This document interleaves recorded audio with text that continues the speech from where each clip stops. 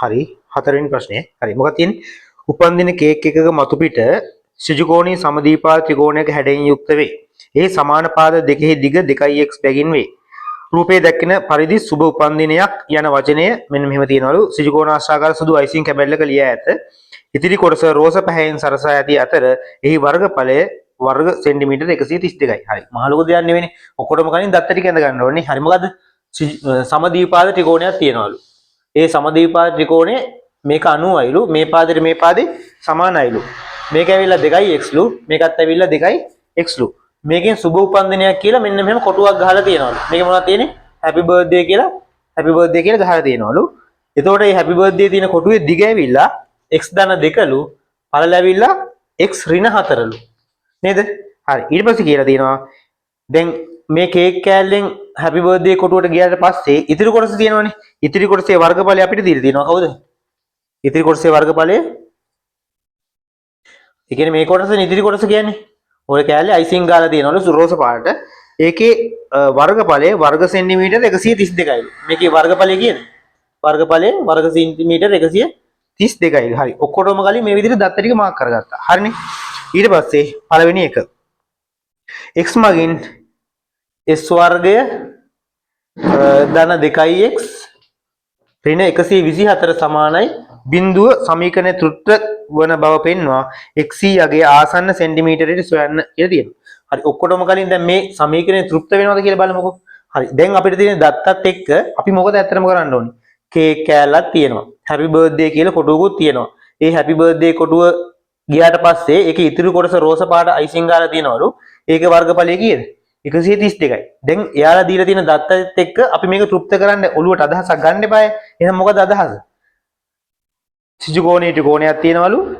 මොකද කරන්නේ අපි ඒ ඍජුකෝණී සම්පූර්ණ ත්‍රිකෝණයේ වර්ගඵලය හොයනවා. ඊට පස්සේ මේ අයිසිං ගාපු මේ හැපි බර්ත්ඩේ ඒ කොටසෙත් වර්ගඵලය හොයනවා. ඊට පස්සේ මේ සම්පූර්ණ කේක් කෑල්ලෙන් ත්‍රිකෝණාකාර කේක් කෑල්ලෙන් මේ ඍජුකෝණාශ්‍ර කොටස අඩු කරපුවාම ඉතිරි වර්ගඵල කොටස කීයද?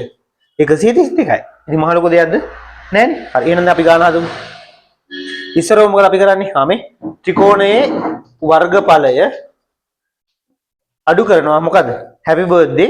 මෙන්න මේ හැපි බර්ත්ඩේ කියන කොටුවේ වර්ගඵලය අඩු කරපුවාම ඒකේ උත්තරේ සමාන වෙනවා කාටද? සම්පූර්ණ කේක් කෑල්ලෙන් මේ කොටුව අයින් කරපුවාම ඉතිරි කොටස නෙමෙයි රෝස පාට කොටස. ඒ කීයද වර්ගඵලය? 132යි. හරි. එහෙනම් ත්‍රිකෝණයේ වර්ගඵලයෙන් හැපි බර්ත්ඩේ කොටසේ වර්ගඵලය අඩු කරපුවාම උත්තරේ කීයද? 132යි. කොහොමද එන්නේ?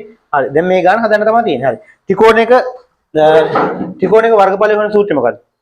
දෙකෙන් එක වැඩි කිරීම ආධාරකයේ වැඩි කිරීම ලම්බෝසනේ. හරි. එහෙනම් මොකද්ද? දෙකෙන් එක වැඩි කිරීම ආධාරකය වැඩි කිරීම කවුද? ලම්බ උස. ඔච්චරයිනේ. එතකොට ත්‍රිකෝණාශ්‍රක වර්ගඵලය හොයන්නේ කොහමද? දිග ගුණ කිරීම පළලනේ. සමානයි කීයද? 132යි. අපි දැන් ගාන හදමු. හරි. දෙකෙන් එක වැඩි කිරීම අපි අනිවාර්යෙන් ආධාරකයයි ලම්බුසයි ගන්නෙ මොකද? ත්‍රිකෝණයේ අඩංගු දෙන්නෙක්නේ. මෙයා ආධාරකය ගත්තොත් මෙයා ලම්බුස, මෙයා ආධාරකය ගත්තොත් මෙයා ලම්බුස. හරි. එහෙනම් මෙයා 2x වැඩි කිරීම ලම්බුස කීයද? 2x නේ. හරි. එහෙනම් ආධාරකයේ 2x ලම්බුසත් කීයද? 2x. හරිනේ. හරි. අඩු කිරි මේ ආධාරකයේ 2x ඒකට අදාළ ලම්බුස 90ට තියෙන කොනේ මේ පාදේ කීයද? 1යි 2යි. තේරුණානේ? මේ ත්‍රිකෝණයක් ගත්තට පස්සේ ආධාරකය කියන්නේ මේක, ලම්බුස කියන්නේ මේකනේ. එතන ලම්බුස අනිවාර්යෙන් අංශක 90ක් වෙන්න එපායි. තේරුණාද? හරි. එතකොට මෙන්න මේම ආවා. ඊට පස්සේ දිග වැඩි කිරීම පළල. දැන් මේකේ දිග කීයද හැපි බර්ත්ඩේ එකේ? x ධන 2යි. පළල කීයද? වැඩි කිරීම පළල කීයද? x ඍණ 4යි. x ඍණ 4 සමානයි කීයද? 132යි. දැන් තියෙන්නේ සුළු කරන්න තමයි. හරි. සුළු කරමු. මේක දැන් පුළුවන් විදිහට සුළු කරමු. මේ දෙකට දෙක කැපුණා, මේ දෙකට කැපුණා. ඉතුරු කවුද? 2x වැඩි කිරීම s කීයද? 2x මොකද? වර්ගය. 2x වර්ගය අඩු කිරීම. හරිනේ. හරි. දැන් මෙයා මේ මොන ප්‍රකාශයක්ද? පද දෙකක් තියෙනවා මොනවද? දීපද ප්‍රකාශයක්. දැන් දීපද ප්‍රකාශන සුළු කරන්නේ කොහොමද? මේක වැඩි කරා මේකෙන්, මේක වැඩි කරා මේකෙන්. එහෙමනේ. ආයේ මේ පදේ එයත් මේකෙන් වැඩි කරා, එයත් මේකෙන්ම වැඩි කරා. හරිනේ? හරි. දැන් අපි සුළු කරමු. s වැඩි කිරීම x මොකද්ද? x වර්ගය. ධනයි ඍණයි ඍණ. x වැඩි කිරීම 4 4යි x. දැන් මේකයි මේකයි. ධනයි ධන දෙක වැඩි කිරීම x 2x ධනයි ඍණයි ඍණ දෙවාවක් 4 8යි. කොහොමද යාවි? හරි. දැන් අපි පුළුවන් විදිහට මේක සුළු කරගමු. සමානයි 132යි. ඔන්න දැන් මේකේ ඍණක් තිබ්බු හින්දා මම හැම වෙලෙම කියලා දිනම් මෙතන ඍණක් තිබ්බොත් වරහණක් අනිවාර්යෙන් දාන්න නැත්නම් ගාන වැරදෙනවා. හැම වෙලෙම මම කියන කතාවන්නේ හරි. දැන් මොකද 2x වර්ග දැන් මේකේ වරහන් ඉවත් කරමු.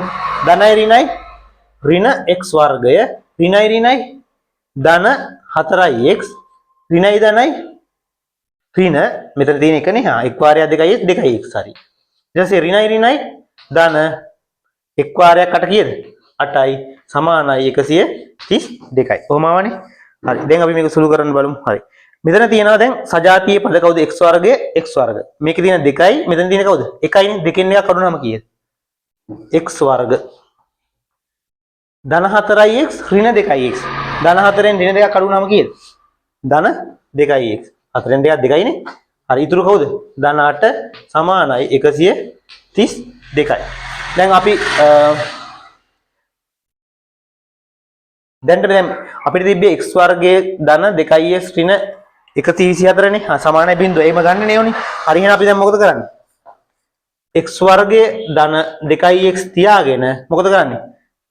මේ ධන 132 මෙහෙට ගද්දි මොනවද වෙන්නේ? ඍණ 132 වෙනවා. මෙතන ධන 8 එහෙමම ඉන්නවා. මේ පැත්තේ ධන 132 මෙහෙට ගත්ත හින්දා මේ පැත්තේ කීයද?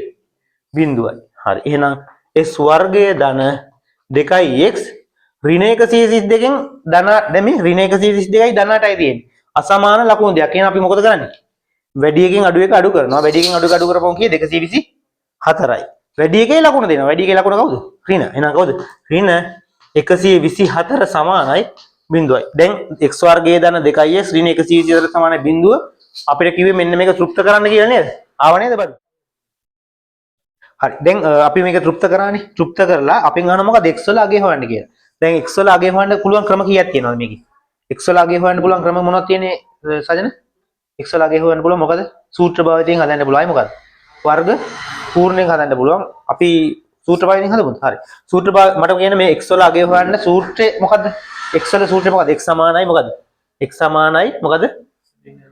ඍණ b ධන හෝ ඍණ වර්ගමූල ඇතුලේ b වර්ගයේ ඍණ 4ක් ac බෙදීම කවුද? 2යි a නේ. හරි. දැන් abc කියන කට්ටිය දැන් අපි හොයාගනිමු ඔක්කොම කලින්. මේකේ සංගුණකේ කවුද x වර්ගයේ ඉන්නේ? අපිට දැක්කේ නැතුවට 1. මේ st ඉදිරියෙන් ඉන්නේ කවුද? 2. අය 124. එහෙනම් a කියන්නේ කීයද? 1යි b කියන්නේ කීයද? ධන 2යි c කියන්නේ කීයද? ඍණ 124යි. හරි. ඒ ටික පැත්තකින් දාගමු. a කියන්නේ 1යි b කියන්නේ 2යි c කියන්නේ ඍණ 124යි. හරි. ওই ටික තියනවා නම් ගාන හදන්න පට්ට ලේසි. හරි. හදමු. x සමානයි ඍණ b කියන්නේ කීයද? 2යි ධන හෝ ඍණ වර්ගමූල ඇතුලේ b වර්ගය. b වර්ගය කියන්නේ 2 වර්ගය. ඍණ 4kc නේ. 4kc කියද්දි මම මේකට මම කිව්වා මොකද? ಗುಣ කිරීමකුයි අඩු කිරීමකුයි එක ළඟ තියන්න බෑනේ. එහෙනම් මේකට වරහණක් දාන්න කිව්වා. හරි. එතකොට 4 වැඩි කිරීම a කියන්නේ කීයද? 1 වැඩි කිරීම c කියන්නේ කීයද? ඍණ 124යි. ඍණක් වෙන හැම වෙලේම වගේ වරහණක් දාන්න ගාන පැටලෙන්නේ නැහැ. හරිනේ. බෙදීම 2යි a. එහෙනම් 2 වැඩි කිරීම a කියන්නේ කීයද? 1යිනේ. හරි. ඔච්චරයිනේ. හරි. දැන් ගාන සුළු කරමු. x සමානයි මම මේක ගන්න. x සමානයි ඍණ 2 ධන හෝ ඍණ වර්ගමූල ඇතුලේ 2 වර්ගය කීයද? 4 ඍණ. මේ දැන් සුළු කරමු මේ ටික. 4 වර්ගයේ කීයද? 4යි. ඒ 4 වැඩි කරනවා කීයෙන්ද? 124. 124 වැඩි කිරීම 4නේ. හරි. එතකොට 4 වක් 4 16න් 6 දැම්මා එකක් ඉතුරුයි. 4 වක් 2 8යි. අර එකයි කීයද? 9යි. 4 වක් 1 4යි. 496යි. මේ එතකොට ධනයි ධනයි ධන ධනයි ඍණයි ඍණ. ඍණ 496 තමයි එන්නේ. තේරුණාද? හරි. දැන් අපි ලියුවා ඍණ 496යි. බෙදීම දෙකක් ඒ කියන්නේ 2 වැඩි කිරීම එක කියන්නේ කීයද? 2මයි. හරි. දැන් ගාන හදමු. x සමානයි ඍණ 2 ධන හෝ ඍණ 4 මේ ඍණයි ඍණයි මොකද වෙන්නේ? ගුණ වෙද්දි. මෙතන දැන් වරහණක් තියෙන හින්දා ගුණ කිරීමන්නේ තියෙන්නේ. ඍණයි ඍණයි මොකද වෙන්නේ? ධන 496යි බෙදීම 2යි. කොහොමනේ ආවේ? හරි. දැන් මට මම මේ පැත්තේ හදන්නද ඊටු ටික?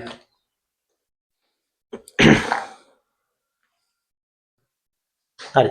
ඊට පස්සේ මෙතන මොකක්ද දෙන්නේ? මෙතන උත්තරේ ගමු කොහොම? x සමානයි ඍණ 2 ධන හෝ ඍණ වර්ගමූලය ඇතුලේ 496ට 4ක් එකතුනම කීයද? 500 නේ. හරි 500යි 500 බෙදීම 2. කොහොමනේ ආවේ? හරි. කොහොම ඍණ 2 ධන හෝ ඍණ වර්ගමූලය ඇතුලේ 500 500 බෙදීම 2 කියලා උත්තරේ ආවා. හරි. මේ ටික දැන් තේරුණාද? මෙතන නම් හරිද? කරාද? විශ්ල කරාද? මෙතන උත්තරේ ආවද මේක? කොතෙන් එනකම් කරාද? මෙතෙන්ද? මේ සෙට් එක ආවද? හරි තියෙනවා මොකද්ද? වර්ගමූල 5 යගේ 2.24 ලෙස ගන්න කියලා තව මොකක් හරි දීලා තියෙනවා දත්තය. මොකද වර්ගමූල 5 සමානයි කීයද? 2.24 කියලා දීලා තියෙනවා. හරි. දැන් අපි ගන්න හදමු. x එතකොට මට ගන්න පුළුවන් මේ. හැබැයි ධන හෝ ඍණනේ තියෙන්නේ. හරි. එහෙනම් මම ගන්න මොකද්ද? x සමානයි ඍණ 2 මම ධන ගන්නවා. ධන 500 බෙදීම 2 නේද? හෝ ආයි මොකද්ද? x සමානයි ඍණ 2 ධන හෝ ඍණ තියෙන ඍණ ගන්නවා. ඍණ කීයද? වර්ගමූල 500 බෙදීම 2යි. හරි. දැන් මේ තියෙන්නේ මොකක්? x කියන්නේ මොකක්? දිගක්නේ. දිග්කට ඍණ එන්න පුළුවන්. ආයෙනම් මේ ගාන ඍණ දැන් මේ ඍණ 2යි ඍණ මූල 500 නේ තියෙන්නේ. මේ කොහොමද සුළු කරපුවාම ඉන්නේ ඍණ ගාන. ඒ හින්දා මේක අපි ගන්න නැහැ. ගන්න මොකද? ධන ගාන විතර. දැන් මේක සුළු කරමු. හරි. එහෙනම් x සමානයි ඍණ 2 ධන මේ අපිට වර්ගමූල 5 දීලා තියෙනවා. එහෙනම් වර්ගමූල 500 කොහොමද කඩාගන්නේ? 5 වැඩි කිරීම කීයද? 100. වර්ගමූල කඩා ගන්නවා කීයද? 5 වාරයක් 100 නේ 500 වෙන්නේ. බෙදීම 2යි. හරි. එන සමානයි ඍණ 2 ධන හෝ ධන. ඒතර මේක මම වෙනම කඩා ගන්නවා. වර්ගමූල 5 වැඩි කිරීම වර්ගමූල කීයද? 100. බෙදීම 2යි. සමානයි ඍණ 2 ධන වර්ගමූල 5 උත්තරය අපිට දීලා තියෙනවා කීයද? 2.24යි. 2.24 වැඩි කිරීම වර්ගමූල 100 උත්තරය අපි දන්නවා කීයද? 10යි. වර්ගමූල 100 උත්තරය 10යි නේ. හරි. බෙදීම කීයද? 2. හරිනේ. හරි. දැන් මේ ගාන හදමු. ඍණ 2 ධන මේ 2.24 10න් වැඩි කරපුවාම කීයද උත්තරේ? අපි 224 10න් වැඩි කරපුවාම 2240යි. 2240යි. දැන් දශම ස්ථාන කීයක් තියෙනවද? දෙකක් පන්නමු. 1යි 2යි. දැන් දශම ස්ථානයේ තියෙන පස්සේ මේ බිඳුව වැඩක්ද? නෑ නේ. එන උත්තරේ කීයද? 22.4යි. බෙදීම කීයද? ඒ දෙක හැමම ඉන්නවා. හරි. සමානයි. දැන් මේ දෙන්න සුළු කරමු. මේ ඍණ 2යි ධන 2.4යි තියෙන. මොකද කරන්නේ? අසමාන ලකුණු දෙන්න නම් මොකද කරන්නේ? වැඩි එකෙන් අඩු එක අඩු කරනවා. වැඩි එකේ ලකුණ දෙනවා. 22.4න් දෙකක් අඩු කරපම කී උත්තරේ? 20යි. 20.4යි.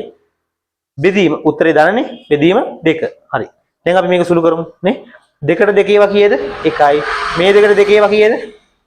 1යි. බිඳුවට 2 ඒවා තියනවද? නෑ නේ. එහෙනම් දශම තියලා ආයි බලනවා කීයද? 4ට. 4ට 2 ඒවා කීයද? 2යි. එහෙනම් උත්තරේ කීයද? 10.2යි. එහෙනම් උත්තරේ 10.2යි මොනවද? සෙන්ටිමීටර්. සෙන්ටිමීටර් නේ තිබ්බේ. සෙන්ටිමීටර්. එහෙනම් මොකද්ද අපෙන් ඇහුවේ? මේ ගානේ x වල දිග කීයද එන අපිට ආවේ? x සමානයි 10.2යි කියලා එනවා. හරි. මේකේ තියෙන ආසන්න සෙන්ටිමීටරයට දෙන්න කියලා. එහෙනම් 10.2 න ආසන්න කීයද? 10යි නේ. හරි. එහෙනම් ආසන්නව කීයද? 10යි කීයද? සෙන්ටිමීටර්.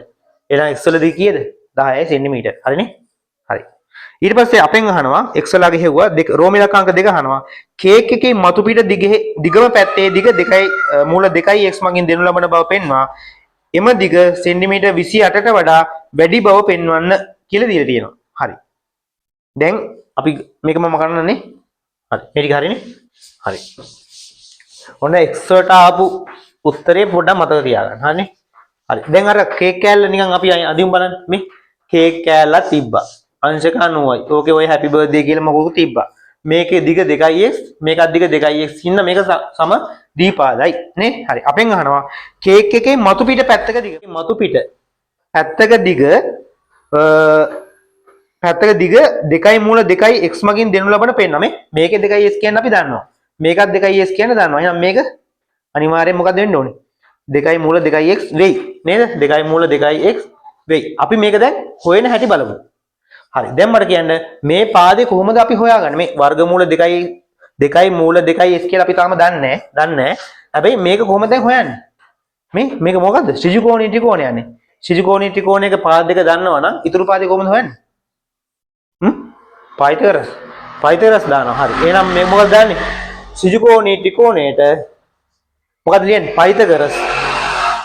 පයිතගරස් ප්‍රමේය යොදමු කියලා අපි ගන්න හදමු. දැන් මට කියන්නේ පයිතගරස් ප්‍රමේය කියන්නේ මොකද්ද කියන්නේ? මේ ඍජුකෝණයේ අඩංගු පාද දෙකේ වර්ගවල එකතුව සමානයි මොකේද? කර්ණයේ වර්ගයට. හරි. එහෙනම් මොකද්ද? ඍජුකෝණයේ අඩංගු පාද දෙක කවුද? 2x 2x. එහෙනම් කොහොමද දාන්නේ? 2x වල වර්ගය ධන අය කවුද? අනිත් පාදේ 2x වල වර්ගය සමානයි. ඍජුකෝණයේ ඉස්සරහින් ඉන්නේ කවුද? කර්ණයනේ. කර්ණයේ වර්ගයට. අපි මේ කර්ණයට දැනට දාගමු y කියලා. y කියලා දාගමු. එහෙනම් කවුද? y වල වර්ගයට. තේරුණාද? ඍජුකෝණයේ අඩංගු පාද දෙකේ වර්ගවල එකතුව සමානයි කර්ණයේ වර්ගයට. ඕක දන්නවනම් ගාන හදන්න පුළුවන්. හරි හදමු. දැන් මේ දෙකේ වර්ගය කීයද? දැන් මේ වරහන් ඇතුළේ හින්දා මේ දෙකටත් මේ වර්ගයයි තියෙන්නේ, මේ xටත් මේ වර්ගයයි තියෙන්නේ. හරි. දෙකේ වර්ගය කීයද? 4යි. x වල වර්ගය කීයද? x වර්ගයයි. එහෙනම් මේකෙත් මොකද? දෙකේ වර්ගය 4යි, x වල වර්ගය x වර්ගය සමානයි y වර්ගය කියලා එනවා නේ.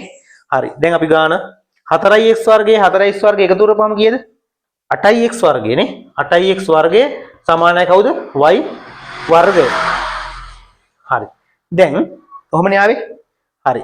අපිට දැන් මේකේ දත්තයක් දීලා තිබ්බ මොකද්ද? මූල දෙකෙහි යගය 1.41 කියලා ගන්නවලු. මොකද? මූල දෙකේ යගය 1.41 කියලා ගන්නවලු. හරි. දැන් මේ 8 කියන එක කෙනා හරි මම මෙහෙම කරන්නම්කෝ. මේ y අපිට ඕනේ ඇත්තට මේ පාදේ දිගනේ y ඕනේ. y වර්ගද y දෝනේ? y. එහෙනම් මට වර්ග ලකුණු ඉවත් වෙන්න නම් මේ පැත්තට මොකද වැටෙන්නේ? මේ පැත්තේ වර්ග ලකුණු ඉවත් වුණු සැනින් මේ පැත්තට වර්ග මූල වැටෙනවා. එහෙනම් 8x වර්ගය කියලා එනවා. තේරුණාද? හරි. එහෙනම් y සමානයි මම දැන් අතන වර්ගමූල දෙකක් දීලා තියෙනවා. එහෙනම් වර්ගමූල දෙකේ විදිහට මේක කඩාගන්නේ කොහමද? දෙවරක් 4නේ 8 වෙන්නේ. හා එහෙනම් මොකද මම දාන්නේ? මේ දන්නවා 2 වැඩි කිරීම 4 ඇවිල්ලා 8යි x වර්ගය කියලා දාගත්තා. තේරුණානේ? හරි. එහෙනම් මේක මේ විදිහට කඩාගත්තට පස්සේ දැන් මේ වර්ගමූල මම මෙහෙමත් කඩා ගන්න තව ලේසියෙන්නේ වර්ගමූල 2යි වර්ගමූල 2යි හරි මම මෙහෙම කඩා ගන්නවා. හරි. මේ 4 කියන එක්කෙනාගේ වර්ගමූලය කීයද? 2යි. 2යි. දැන් වර්ගමූලය ඇතුළේ ඉතුරු වෙන්නේ කවුද? මෙයා ගියාට පස්සේ. මෙයයි මෙයයි. x වර්ගය කියන එක්කෙනාගේ වර්ගමූලය කීයද? x වර්ගය කියන එක්කෙනාගේ වර්ගමූලය එළියට පැනනට පස්සේ x. x දැන් ඇතුළේ කවුද ඉතුරු වෙන්නේ? 2 විතරයි. ඒක තේරුණාද? තේරුණාද? 4 වර්ගමූලයේ 2 වෙලා එළියට පැන්නා. x වර්ගයේ වර්ගමූලයේ x වල එළියට පැන්නා. තේරුණාද? වර්ග ඇතුළේ ඉතුරුනේ කවුද? මූල දෙකක් විතරයි. සමානයි y.